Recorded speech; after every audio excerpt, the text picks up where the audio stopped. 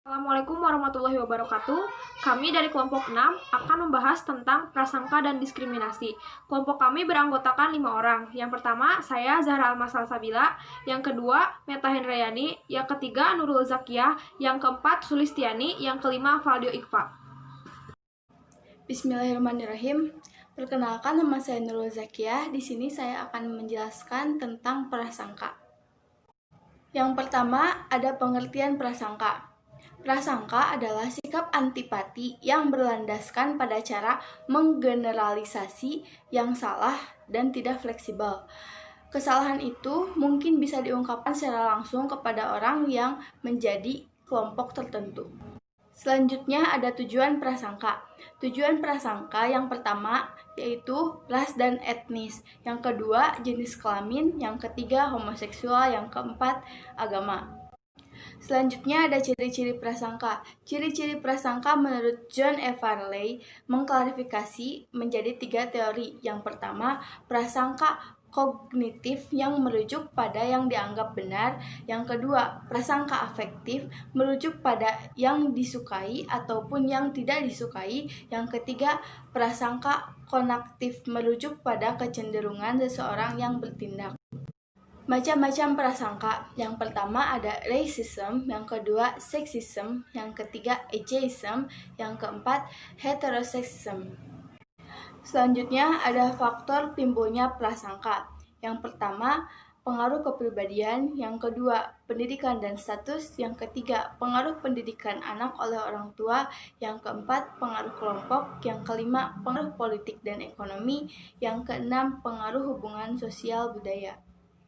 Yang terakhir ada fungsi prasangka. Yang pertama, berfungsi sebagai skema, dan yang kedua, melibatkan keyakinan dan perasaan negatif terhadap orang yang menjadi anggota kelompok sasaran. Bismillahirrahmanirrahim. Perkenalkan, saya Sulistiani. Pertama, di sini saya akan membahas mengenai pengertian dan diskriminasi. Secara sederhana, diskriminasi dapat diartikan sebagai pelayanan atau tindakan yang tidak adil terhadap suatu individu atau kelompok, di mana diskriminasi ini sudah banyak sekali ditemui di tengah masyarakat karena kecenderungan sifat manusia itu yang membeda-bedakan antara yang satu dengan yang lainnya. Lalu target atau tujuan dari diskriminasi sendiri yang pertama memicu munculnya sektarianisme, yaitu yang timbul akibat perbedaan paham atau pandangan dalam segi agama. Yang kedua, memicu munculnya permusuhan antar kelompok, apalagi kalau misalkan kelompok ini yang memiliki solidaritas yang tinggi, ketika diusik sedikit pun pasti dia akan membalas sehingga terjadilah konflik antar kelompok ini. Yang ketiga yaitu mengundang masalah sosial yang baru di antara masyarakat, dan yang keempat menciptakan penindasan atau bahkan diskriminasi ini dapat memicu terjadinya pembunuhan. Lalu apa sih atau bagaimana ciri-ciri dari diskriminasi? Pada intinya, diskriminasi itu tindakan-tindakan yang melanggar atau bertentangan dengan norma-norma sosial seperti penindasan, menawan, menghina, membunuh, dan yang lainnya.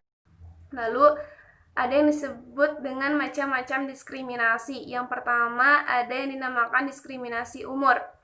Misalkan di dunia kerja, karyawan yang sudah menginjak usia 40 tahun ke atas sering dianggap sudah tidak produktif lagi dalam bekerja, sedangkan karyawan muda dengan senioritasnya dan juga sebenarnya pengalaman yang kurang banyak, mereka itu masih dipertahankan. Yang kedua, diskriminasi gender. Misalkan seorang perempuan dianggap lebih rendah daripada laki-laki. Yang ketiga, diskriminasi kesehatan. Seseorang yang mengalami kesehatan mental atau misalkan cacat dalam fisik, mereka itu bukan malah dirangkul, akan tetapi malah dikucilkan. Yang keempat, diskriminasi ras. Misalkan seorang majikan atau misalkan kepala suku kepada bawahannya itu membeda-bedakan dari ciri-ciri ras tersebut, misalkan dari bentuk wajah, dari segi warna rambut atau bentuk rambut, bentuk mata, dan juga lain sebagainya. Yang kelima ada yang dinamakan diskriminasi agama, di mana diskriminasi agama ini muncul akibat dari perbedaan paham dan juga kepercayaan antar agama. Lalu apa sih yang menyebabkan timbulnya diskriminasi? Yang pertama, mekanisme pertahanan psikologi, atau lebih sederhananya keegoisan seseorang. Keegoisan seseorang terhadap yang lainnya yang mendiskriminasi orang lain. Yang kedua yaitu atas dasar kekecewaan, di mana ketika seseorang merasa dikecewakan, dia itu akan membalas mendiskriminasi yang lain. Yang ketiga, mengalami rasa yang tidak selamat atau direndahkan. Seperti yang saya tadi katakan, manusia itu cenderung memiliki sifat pendendam. Ketika dia direndahkan, maka dia itu akan merendahkan balik. Yang keempat, sejarah. Misalkan seseorang yang waktu keadaan miskin, dia itu didiskriminasi oleh seseorang atau kelompok, lalu ketika dia sudah menginjak atau kaya, dia itu balik mendiskriminasi orang yang tadi membeda-bedakannya ketika miskin. Yang kelima ada corak sosial atau status sosial, di mana si kaya dan si miskin ini dibeda-bedakan. Nah, dampak diskriminasi bisa disamakan dengan tujuan atau target diskriminasi tadi. Sekian, terima kasih. Bismillahirrahmanirrahim. Saya Zahra Almasal-Sabila akan menjelaskan tentang perbedaan individu dan teori-teori prasangka. Perbedaan individu. Menurut Chapin, perbedaan individu adalah sebarang sifat atau perbedaan kuantitatif dalam suatu sifat yang bisa membedakan sifat individu dengan individu lainnya. Terdapat beberapa jenis perbedaan individu, yaitu 1. Perbedaan jenis kelamin. Perbedaan jenis kelamin menunjukkan pada perbedaan biologis dari laki-laki dan perempuan. Perbedaan ini termasuk pada hal peran, sifat, tingkah laku, dan lain-lain. Yang kedua, ada perbedaan wilayah. Perbedaan wilayah dapat dilihat dari cara berbicara orangnya. Misalkan di dataran tinggi cenderung orang-orang itu berbicaranya tidak keras dan lemah lembut.